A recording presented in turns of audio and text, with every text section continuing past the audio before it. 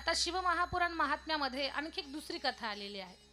शिवपुराणानं पापी पुरुषाचा उद्धार झाला, पण शिवपुराणाच्या श्रवणानं एखाद्या पापी स्त्रीचा उद्धार झाला का? तर हो. प्रचंड असं पापाचरण करणाऱ्या स्त्रीचा सुद्धा उद्धार शिवमहापुराणानं होतो. हे सांगण्यासाठी ग्रंथामध्ये एक उदाहरण आलेलं आहे. समुद्र निकटे देशे ग्रामो बाष्कल सज्ञका वसंती यत्र पापिष्ठा वेद धर्मोचिता जना. समुद्राच्या तटावरती बाष्कल नावाचं गाव आहे. ते गाव एवढं विचित्र आहे. त्या गावामध्ये सगळेच दुर्जन राहतात. एकही सज्जन त्या गावात नाही. आणि दुसरी गोष्ट, ती लोक किती दुर्जन आहेत, अजिबात चांगली नाहीत. हे कशावरनं? त्या गावाला देऊळ नाहीये, त्या गावात मंदिर नाही, त्या गावामध्ये भजन नाही, वारकरी नाही, कुणाच्या गळ्यात माळ नाही, भाळावर टिळा नाही, वैष्णव असला काहीच त्यांच्याकडे भाव नाहीये. त्या गावात राहणारे लोकांच्या दारामध्ये तुळशीचं वृंदावन सुद्धा नाही. त्या गावात राहणारी माणसं फक्त वाद करणं, भांडणं करणं, चोरी करणं, धोका देणं, सगळी पाप कर्मामध्ये रत आहेत. मंदिरच नाही, संतच नाही, वैष्णवच नाही, तर सेवा समर्पण या गोष्टी त्यांना काय करणार आहेत? स्मशान ते भूमी प्रेतरूप जन, स्मशान ते भूमी प्रेतरूप जन सेवा भक्तिहीन. तुकोबाराय सांगतात, ही लोक ज्यांच्या जीवनामध्ये सेवा नाही, भक्ती नाही, सत्संग नाही, गळ्यात माळ नाही, भाळावर टिळा नाही, देवाचं नाम नाही, मग कितीही त्या गावामध्ये 100 मजली इमारती असू दे, त्या गावाला शून्य महत्व आहे. ते गाव गाव नाही होऊ शकत जर सत्संग नसेल तर. असं हे बाष्कल नावाचं गाव. त्या गावामध्ये एक बिंदुक नावाचा व्यक्ती राहतो. चंचुला नावाची त्याची पत्नी आहे. तो बिंदुक पापाचरण करणार आहे, कारण कुणी सज्जन नाही तिथं. कुणी कुणाला चांगलं सांगायचं नाही, कुणी कुणाला चांगलं शिकवायचं नाही, आणि कुणी कुणाचं ऐकायचं सुद्धा नाही. जणू काही फिक्स ठरलेलं आहे पिढ्यानपिढ्या त्यांचं. तो बिंदुक पापाचरण करतोय. त्याची पत्नी, तो मदिरा पिऊन मस्त झाला की मग हिनं पापाचरण चालू करावं, कुणाची तरी निंदा करावी, कुणाला तरी फसवावं, कुणाच्या घरात भांडण लावावं, कलह निर्माण करावा, याची त्याची चाडी चुगली करावी. सगळ्या वाईट गोष्टीमध्ये तिला फार रस आहे. भागवतात धुंदुलीचं वर्णन आलेलं आहे. पहा तसं ती धुंदुली कशी आहे? लोक वार्तारता क्रूरा प्रायशो बहुजल्पिका शूराच गृहकृत्येषु कृपण कलह प्रिया. ती कृपण आहे, तिला कलह आवडतोय, तिला याची त्याची चाडी चुगली लावायला आवडते, तिला निंदा करायला आवडते. ही जशी त्या धुंदुलीची वाईट गुण आहेत, त्याही पेक्षा 4-2 गुण वाईट हिच्यामध्ये जास्त आहेत. चंचुला तिचं नाव. मनानं फार चंचल आहे, नावासारखी चंचल आहे. बुद्धी चंचल, मन स्थिर नाही, सारखी विचारानं भटकलेली आहे. एक दिवस सर्पदंशानं तिचा पती, त्याचं नाव बिंदू, तो सर्पदंशानं मृत्यूला प्राप्त झाला, मरण पावला तो. आता मी काय बोलणार आहे त्याचं कुणालाच नका वाईट वाटू देऊ, पण त्याच्यातून चांगलं समजून घ्या. सर्पदंशानं मृत्यू झाल्यानंतर त्या माणसाला लवकर गती मिळत नाही असं शास्त्र सांगतं. मग अशा लोकांच्या मुक्तीसाठी, सद्गतीसाठी आपण सत्शास्त्र पारायण केलं पाहिजे, जसं की भागवताचं संहिता पारायण. अनेक असे काही उपाय आहेत की ते आपण केले पाहिजेत त्या लोकांच्या मुक्तीसाठी. किंवा भगवान शंकराच्या संदर्भातल्या काही भक्ती, काही उपासना आपण कराव्यात, जेणे कारणानं आपल्या घरातल्या ज्या व्यक्तीचा सर्पदंशानं मृत्यू झालेला आहे, अजून त्यांना मुक्ती प्राप्त झालेली नाहीये, अशा लोकांच्या करता काहीतरी सत्कर्म करणं हे आपलं कर्तव्य आहे. आणि एकदा पंडित प्रदीपजींच्या मुखातून मी ऐकलेलं आहे, मिश्राजी महाराजांच्या मुखातून, श्रावणामध्ये नागपंचमी येते पहा. श्रावण महिन्यातली नागपंचमी म्हणजे त्या दिवशी आपण वारुळाची पूजा करतो. आता शहरात कुठून वारुळ सापडणार आहेत? मग नागोबाची फ्रेम मूर्ती त्याची पूजा करतो आपण. भिंतीवरती नागोबाचं चित्र काढणं असेल, पोस्टर लावणं असेल, त्याची पूजा करणं, हे करा तुम्ही. उपलब्ध झालं तुम्हाला वारुळाची पूजा करा, नाही तर भिंतीवरती पोस्टर लावून चित्र करा किंवा नागोबाच्या फोटोची पूजा करा. पण हे सगळं करत असताना नागपंचमीच्या दिवशी महादेवाला चमचाभर दूध आणि 2 तांबे पाणी अर्पण करायला विसरायचंच नाही.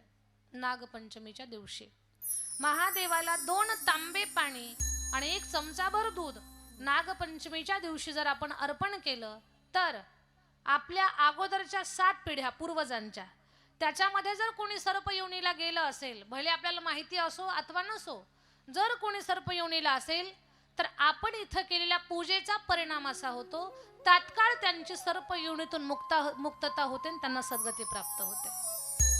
हे महिमान शिवपूजेचं आहे. नमः पार्वती पते शिव हर हर महादेव.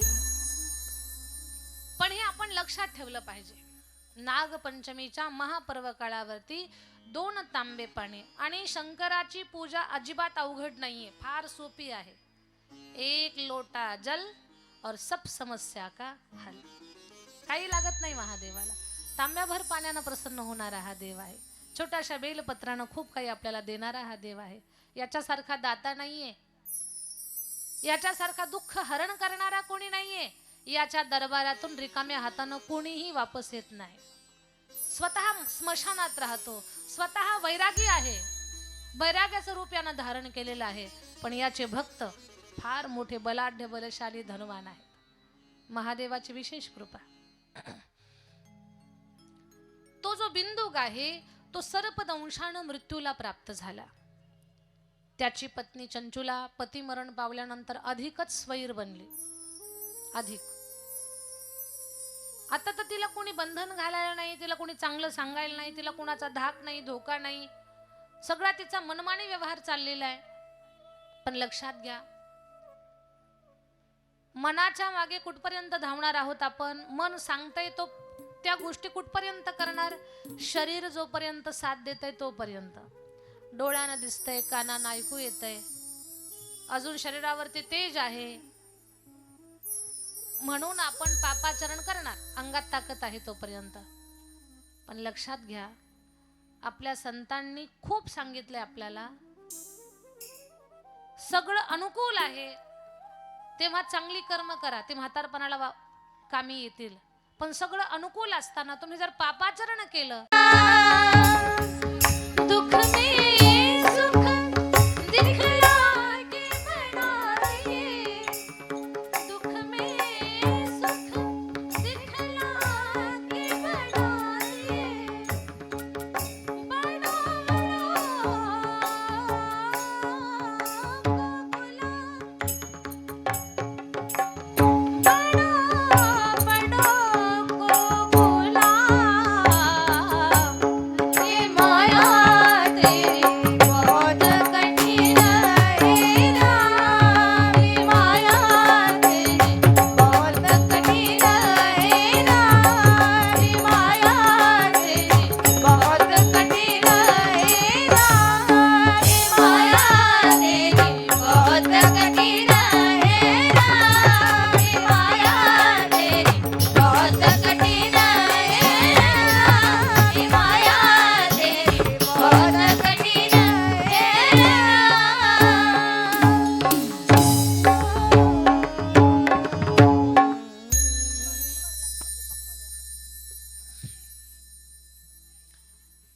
माझ्या ताई दादांना मला एकच सांगायचंय, अंगात ताकद आहे, बल आहे, बळाचा उपयोग चांगली कामं करण्यासाठी करा, कारण हे कायम आपल्या सोबत नाहीये. भगवंतानं बुद्धी दिली, त्याचा वापर सुद्धा चांगल्या गोष्टीसाठी करा, कारण ते सुद्धा कायम आपल्या सोबत नसणार आहे. चंचुलाला तारुण्य मिळालं, सौंदर्य मिळालं, बुद्धी होती तिला, पण सगळ्या या देवानं दिलेल्या गोष्टींचा तिनं दुरुपयोग केला पण हे लक्षात घ्यायला पाहिजे, या सगळ्या गोष्टी ठराविक काळासाठी आपल्याकडे आहेत. एक ठराविक काळ, एक ठराविक कालावधीनंतर या सगळ्या गोष्टी आपल्याला सोडून जाणार आहेत. सौंदर्य संपणार आहे, धनही कायम त्या पटीत आपल्याकडे राहील हे सांगता येत नाही. म्हणून यांच्या बळावरती कुठलंही कुकर्म माणसानं करायला जायचं नाही, कधीच नाही. यांच्या माध्यमातून चांगलं काय करता येईल आपल्याला, की जे कधीतरी म्हातारपणे ते आपलं केलेलं चांगलं कर्म आपल्या कामी येईल. नाका कामी येईना, पण म्हातारपणे समाधानानं तरी राहू. कधी कधी वयोवृद्ध लोक एकटेच रडत असतात. त्यांना विचारू नका का रडता म्हणून, त्यांचा चेहरा वाचा. कारण आपण तारुण्यातलं गणित काय चुकलो हे त्यांच्या लक्षात येत असतं. तेव्हा आपल्या तारुण्यात आपल्याकडनं काय काय चुका झाल्या, ती वेळ आपल्यावरती येऊ नये. भविष्य फार सुंदर जगायचं असेल तर वर्तमान चांगला जगावा लागतो, आणि वर्तमान चांगला जगण्यासाठी इतिहासाचा अभ्यास करावा लागत असतो. भूतकाळ तो समजून घ्यायचा, वर्तमान चांगला जगायचा, भविष्य फार सुंदर असेल. चंचुलाचं सौंदर्य संपलं, म्हातारपण आलं, अशी तिची अवस्था झाली, अशी अवस्था झाली. नाक मुख गळू लागले, लाळ आणि शेंबूड, श्वाना परी गती झाली, अवघे करीती हाड हाड. कानों में पड़ गया ताला, आंखों में पड़ गया जाला, नाक से बहने लगा नाला, अब क्या करे गोपाल.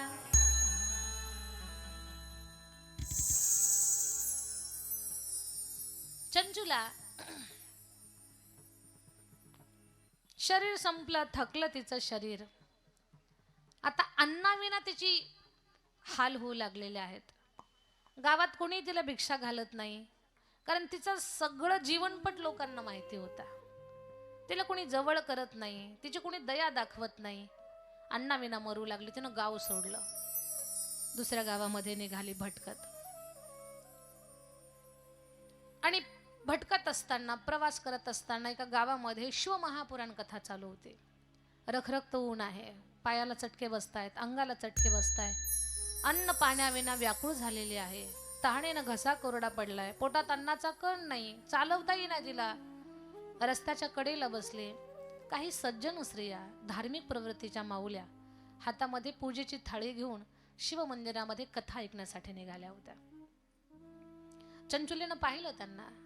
हे देवी, ए ताई, तुमच्या हातात जी थाळी आहे ना, त्याच्यातला काही प्रसाद असेल तर मला द्या. मी भुकेनं व्याकुळ झाले, 8 दिवस झाले काही खायला मिळालं नाही, काही असेल तर द्या. त्या स्त्रिया फार सज्जन होत्या. त्या म्हटल्या, आई तुला भूक लागली ना, आमच्या हातातल्या छोट्याशा प्रसादानं तुझी भूक शांत होणार नाही. आमच्यासोबत कथेला चाल. आम्ही जिथे जातोय ना तिथे शिवमहापुराण आहे. कथा ऐकल्यानंतर सगळ्या लोकांना भंडारा आहे, सगळ्यांना पोटभर जेवायला आहे. पोटभर खाशील तर तुझ्या पोटातली आग शांत होईल. चल आमच्यासोबत.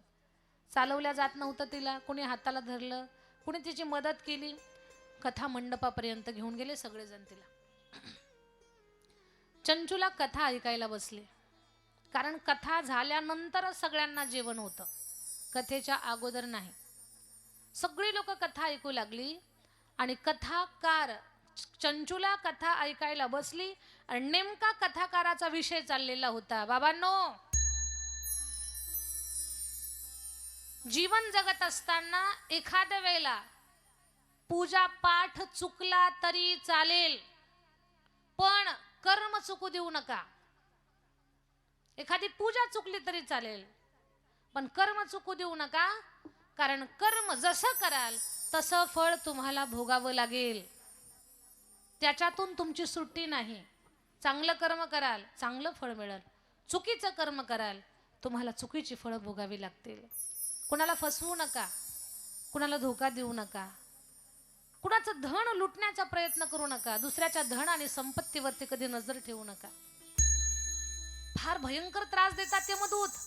उंच कठड्यावरून ढकलून देतात. खोटं बोलाल तर लोहाचा तापलेला लालबुंद गोळा जिभेवर ठेवतात. प्रचंड मरणांतक वेदना होतात. कोणी वाचवत नाही त्यावेळेला. त्या वेदना कोणी वाटून घेत नाही. पापाचरण कराल, व्यभिचार कराल, तर लोखंडी सळई लालबुंद तिला तुम्हाला बांधून टाकतात, आसुडानं मारतात, मारिती तोडीती झुडीती निष्ठूर यमाचे किंकर बहुसाल तुम्हाला खूप खूप वेदना देतात. उकळत्या तेलाच्या कढईत काय टाकणं असेल, नरकामध्ये उलट लटकवणं काय असेल, हे तुम्हाला तुमच्या कर्मानुसार भोगावं लागेल. म्हणून एकही पापकारक गोष्ट तुमच्याकडून घडणार नाही, तुमचं कर्म चुकणार नाही. कुणाला फसवणं, कुणाला धोका देणं, असत्य भाषण करणं, कुणाची लूटमार करणं, कुकर्म करणं, ही कर्म होऊ देऊ नका. उपवाशी राहिलात तरी चालेल प्रसंगानं तुमच्या प्रारब्धानं, पण कुणाचा भाग उचलून खाऊ नका, कुणाच्या वाट्याचं कधी घेऊ नका. जशी कर्म कराल तशी फळ भोगावी लागतील. जगी जीवनाचे सारा घ्यावे जाणून सत्वारा,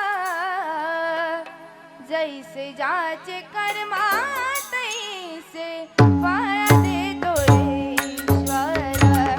जैसे ज्याचे कर्मा तैसे फळ देतो रे ईश्वर.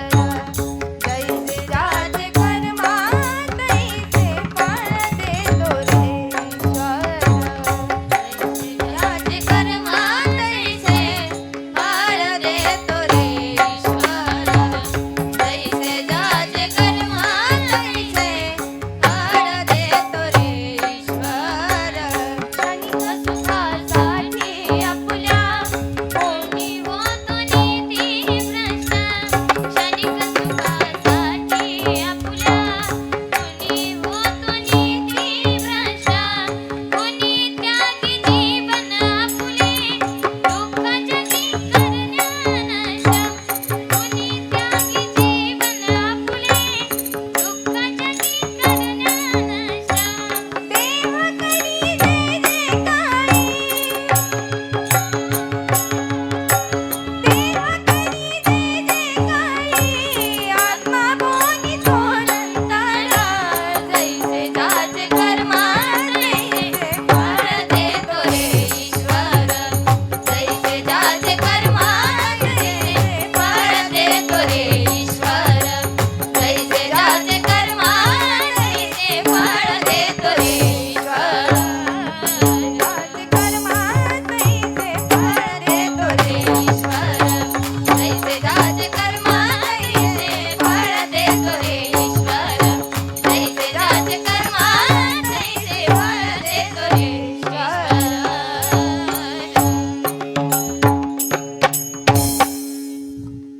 जगी जीवनाचे सार घ्यावे जाणून सत्वारा. जैसे ज्याचे कर्म तैसे फळ देतो रे ईश्वर. जे कर्म तुम्ही कराल तसं फळ तुम्हाला भोगावं लागेल. केले कर्म झाले तेची केले कर्म झाले तेची भोगाले. केले कर्म झाले तेची भोगाले. केले कर्म झाले तेची भोगाले. केले कर्म झाले तेची भोगाले. उपजले मेले ऐसे किती. उपजले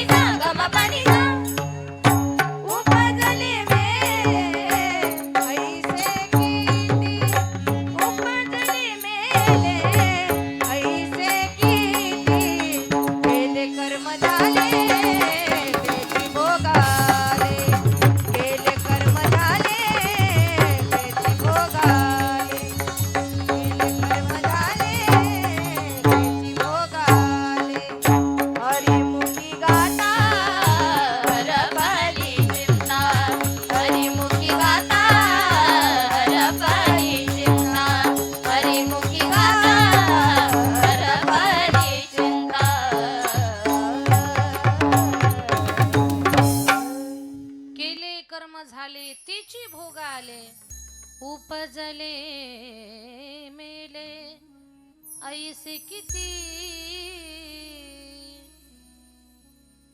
सगळं चुकवता येईल, कर्म चुकवता येत नाही. एक दिवस पूजा पाठ चुकला तरी चालेल, पण आपलं कर्म नाही चुकलं पाहिजे याची दक्षता माणसानं घ्यावी. हे ऐकलं चंचुलेनं की चुकीच्या कर्माचे किती भयानक फळ आपल्याला भोगावी लागतात. उंच कठड्यावरून ढकलून देतात, उकळत्या तेलाच्या कढईत टाकतात, लालबुंद तप्त लोखंडाचा गोळा जिभेवर ठेवतायत. तिला आठवायला लागलं आता हे सगळं माझ्यासोबत होणार. खूप घाबरली ती, खूप भयभीत झाली. ती कथा ऐकून ना तिची भूकच पळून गेली. अगोदर भुकेनं व्याकुळ झाली होती, पण ती ऐकलं तर तिला आता खाण्यात मन नाही. तिला अशी अवस्था झाली, आता मी याच्यातून मुक्त कशी होईल.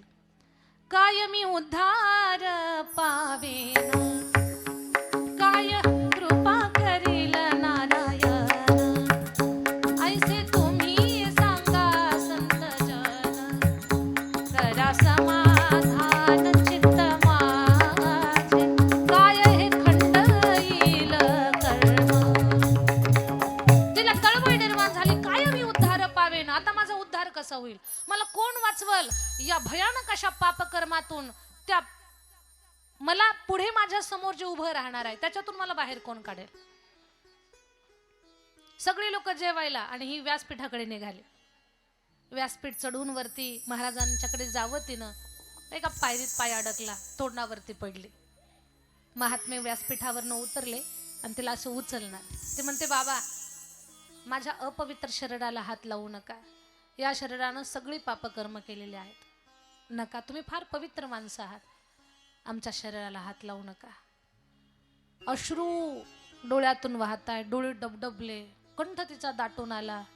तिच्या बोलण्यात एक फार तळमळ होती, नजरेमध्ये उद्धाराची आस होती, एक व्याकुळता होती. ती म्हणते, बाबा माझा उद्धार कसा होईल, तो मला मार्ग सांगा. या भयंकर पापकर्मातून बाहेर कशी निघेल. अगर नाथ देखोगे अवगुण हमारे, तो हम कैसे भाव से लगेंगे किनारे, अगर नाथ देखोगे.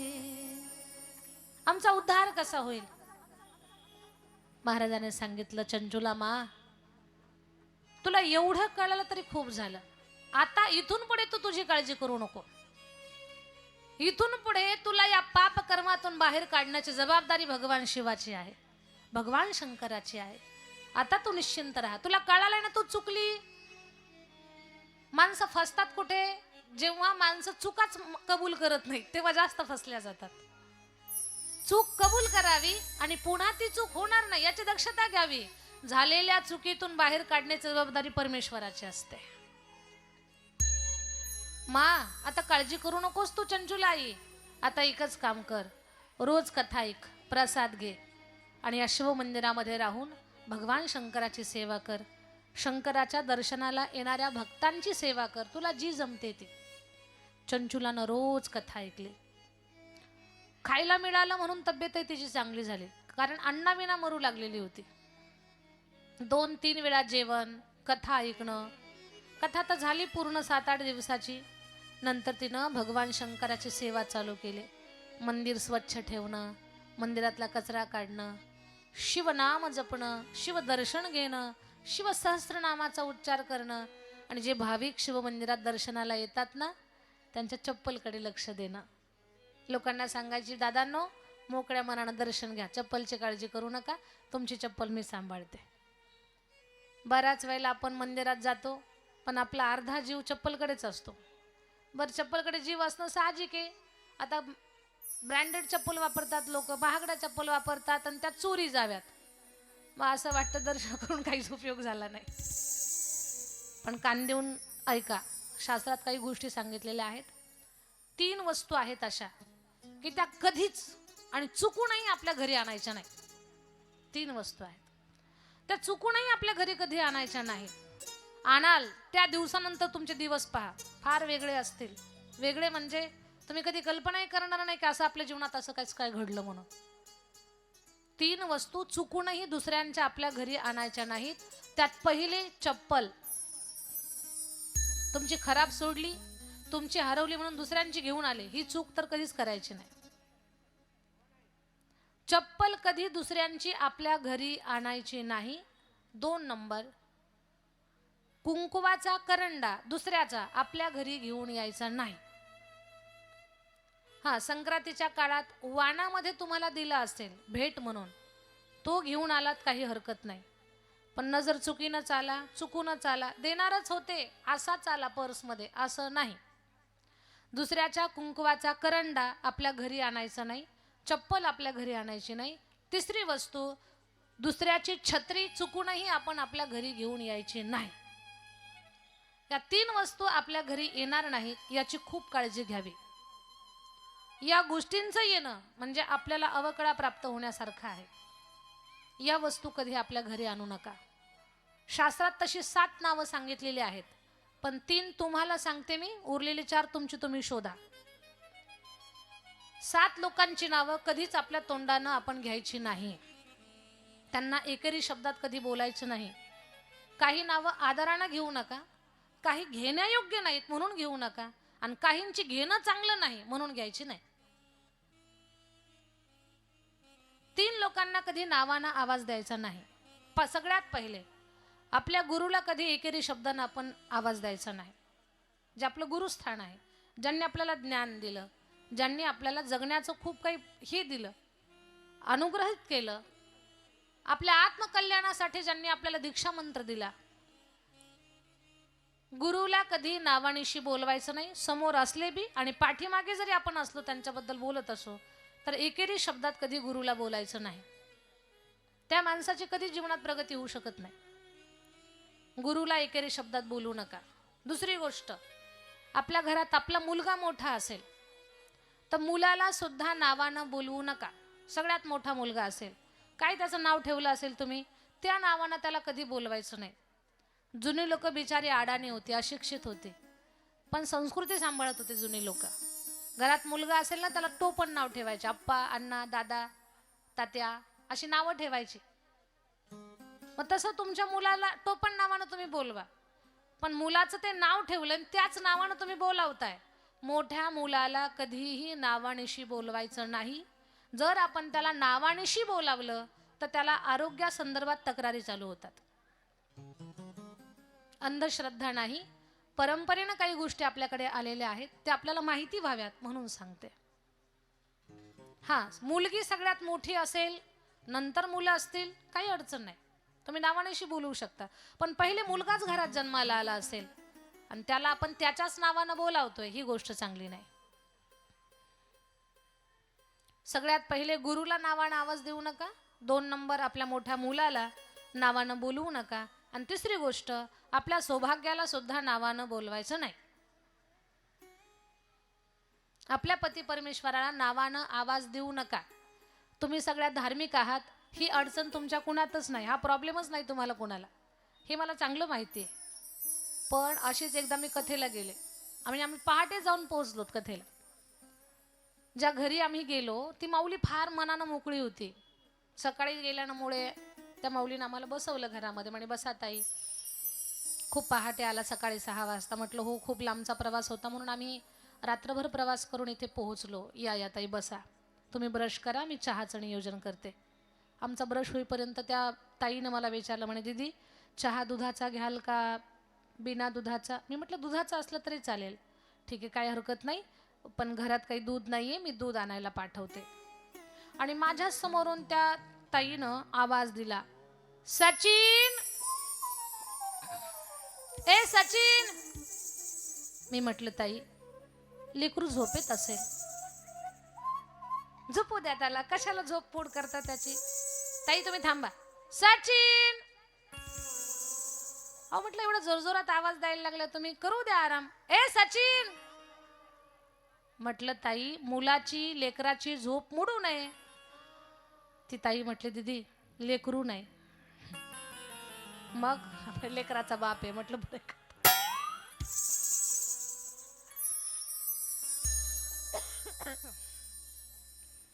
ही अडचण आपल्यामध्ये कुणालाच नाही असं गृहीत धरून पुढे चालते. आपल्या सौभाग्याला नावानं आवाज द्यायचा नाही. हे बिचारे फार गरीब आहेत हो. पण कथेत ऐकलेलं तरी कधी जर हे प्रयोग तुमच्यावर होत असतील तर कथेतलं समजावून सांगा त्यांना. आम्ही कथेत ऐकलंय हे तुझ्यासाठी बरं नाही असं नावानेशी बोलू नकोस मला. हे सांगायला काही हरकत नाही, हा पुरावा द्यायला. 3 लोकांना अशी 7 नावं आहेत की त्यांना कधी आपण काहींचं नाव घ्यायचं नाही, काहींना नावाने बोलवायचं नाही. तर आपले पती, गुरु, आपला मुलगा यांना नावानं बोलवायचं नाही. 3 वस्तू कुणाच्या आपल्या घरी घेऊन यायच्या नाही. चप्पल तर चुकून सुद्धा आणायची नाही कुणाची आपल्या घरी, चुकून सुद्धा नाही. ती चंचूला सांगत होती, तुम्ही दर्शन करा, मी तुमची वस्तू सांभाळते. चंचुलेकडनं खूप सारं पुण्य घडलं. शिवभजन झालं, शिवकथा ऐकली, शिवप्रसाद खाल्ला, शंकराच्या मंदिरात सेवा केली. 25 वर्ष जगली ती. आणि मग तिची सगळी पापं नष्ट झाली. आणि पापं नष्ट झाल्यानंतर ती खरंच एवढी समाधानी आहे. पतितों को पावन करते कृपा निधि, हे भोलेनाथ, पतितों को पावन है करते कृपा निधि, पतितों को पावन है करते कृपा निधि,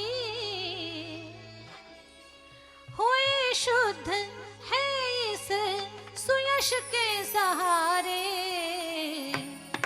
अगर नाथ देखोगे अवगुण हमारे, अगर नाथ देखोगे अवगुण हमारे, तो हम कैसे भव से लगेंगे किनारे, अगर नाथ देखोगे अवगुण हमारे, अगर नाथ देखोगे अवगुण हमारे, अगर नाथ देखोगे.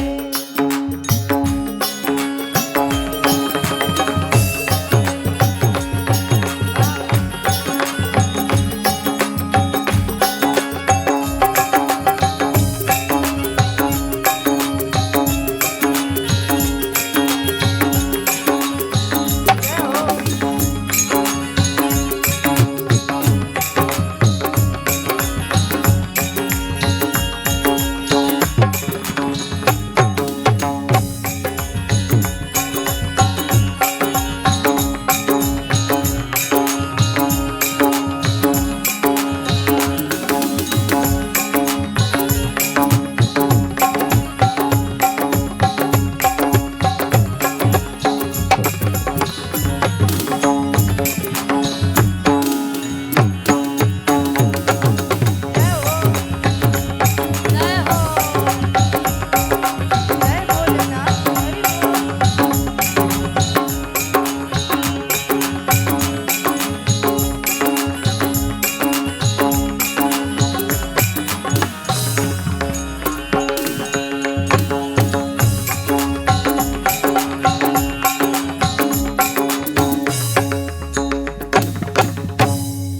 अगर नाथ देखोगे अवगुण हमारे. चंचुलीला मृत्यू आला. मृत्यूनंतर ती शिवलोकी गेली. तिचं एवढं पुण्य वाढलं होतं की माता पार्वतीनं तिला मैत्रीण म्हणून स्वीकारलं, सखी म्हणून. आणि एक दिवस तिचा चेहरा उदास झालेला होता. पार्वती मैयानं विचारलं, चंचुला अशी तू उदास का बरं आहे? ती म्हणते, आई मला माझ्या पतीची आठवण येते. कुणी म्हणाल देवाघरी गेलेली ती स्त्री, माता पार्वतीची सखी बनलेली ती चंचुला, तिला पतीची आठवण का बरं आली? त्याचं एकच कारण आहे, पती आणि पत्नी यांचं नातं 7 जन्माचं असतं. आई वडिलाचं नातं हे एका जन्माचं आहे. भले रोज वैतागून म्हणत असाल पुढच्या जन्मात तुझं तोंड दिसू नये, पण वडाच्या झाडाला फेऱ्या मारताना हेच म्हणावं लागतं, 7 जन्म तुझी माझी गाठ असावी. हाच पती मला 7 जन्म मिळावा हे म्हणताय वडाच्या झाडाला फेऱ्या घेताना. 7 जन्माचं नातं आहे पती पत्नीचं. तिला आठवण आली माझा पती कुठं असेल. माता पार्वतीनं सांगितलं चंचूला काळजी करू नको, तुझ्या पतीचा उद्धार व्हावा याच्यासाठी मी स्वतः प्रयत्न करते. ऐका बरं, नारदजी सारखं नारायण नारायण भजन करतात. नारदजी नारायण नारायण, ते वैष्णव आहेत, नारायण नारायण. पण नारदजी सारखंच शंकराचं अखंड भजन करणारे एक भक्त आहेत, त्यांचं नाव आहे तुंबर. ते शिवहर शिवहर शिवहर शिवहर सारखं भजन करतात आणि सारखं भ्रमण करतात. जसे नारदजी वैष्णव तसे तुंबर शैव. आणि तुंबराचं नाव काकड्यामध्ये आलेलं पहा, शुक सनकादिक नारद तुंबर भक्तांच्या कोटी आणि कवाडा आडोनी पाह ताती जग जेठी. तर हे तुंबर महाराज काय करतात, सारखं शिव शिव शिव शिव भजन करतात. त्या तुंबरजीला बोलावलं, तुंबरजी जा, हिचा पती ब्रह्म राक्षस झालेला आहे, पहाडीवरती आहे, त्याला जबरदस्ती शिवपुराण ऐकवा आणि याला मुक्ती मोक्ष कसा प्राप्त होईल त्याच्यासाठी प्रयत्न करा. आई, माणसं नीट कथा ऐकायला बसत नाही, हे तर राक्षस आहे, कसं ऐकल कथा. म्हणे त्याला जबरदस्ती कथा ऐकवा. त्याचा शोध घेत गेले तुंबर महाराज. तुंबर जे दिसले तो राक्षस पळायला लागला, ब्रह्म राक्षस. तुंबर त्याच्या पाठीमागे, तो ब्रह्म राक्षस पुढे. पकडलं त्याला, झाडाला बांधून टाकलं आणि त्याला जबरदस्ती कथा ऐकवली. राक्षसाला कथा ऐकावीशी वाटत नसते, पण त्याला इच्छा नसताना कथा ऐकायला लावली. परिणाम असा झाला, त्या कथेच्या प्रभावानं त्याचं ब्रह्म राक्षस स्वरूप नष्ट झालं आणि त्याला दिव्य देह प्राप्त झाला. हे शिव महापुराण ग्रंथाचं महात्म्य आहे. नमः पार्वती पते शिव हर हर महादेव. तो शिवलोकी गेला. भगवान भोलेनाथाला खूप आनंद झाला आणि भोलेनाथानं त्या बिंदुकला शिवगणामध्ये सहभागी करून घेतलं. ही